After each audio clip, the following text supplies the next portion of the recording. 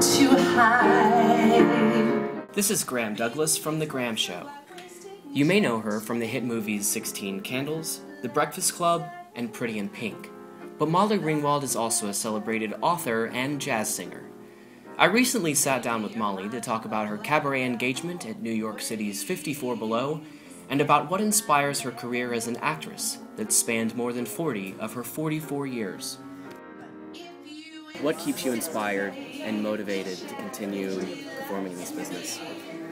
For me, I think it's really about discovering new parts of myself. I mean, jazz is something that I've sung for years and years, but not that many people know about it. And I really haven't done it as much as I've, done acting or other things. So it's really just kind of sort of like a rediscovery for me of something that I love. And your love of cabaret, or your love of jazz, better yet, you mentioned comes from, you attribute that to your father, yes? That's right, yeah. I've been singing since I was 3. My dad's a traditional jazz musician, and my musical tastes tend to run a little bit more modern, very much American songbook, because, for me it's really, it's not just about the music, but it's about the lyrics. What is it that appeals to you about cabaret-style performance?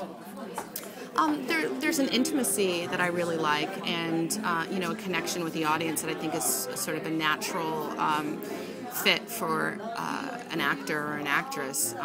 That really appeals to me. But I do generally consider myself more of a jazz singer. For me, it's kind of about my band. This is one of the few cabaret shows that we have scheduled right now. This time I'm not only getting, I'm holding my man. As a young journalist, I'm always interested in learning from actors and people in the business what has kept them going and what lessons they learned along the way that they could pass along to other young, aspiring actors and people in the business. What advice, what lessons have you learned along your many years in this business that you feel like it is most important for young people to know?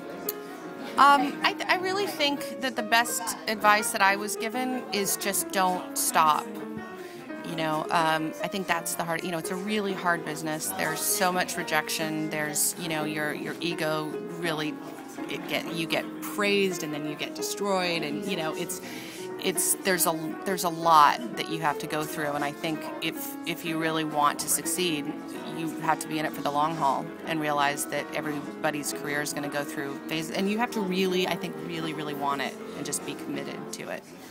Would you say that the rejection has been the hardest aspect of the business for you?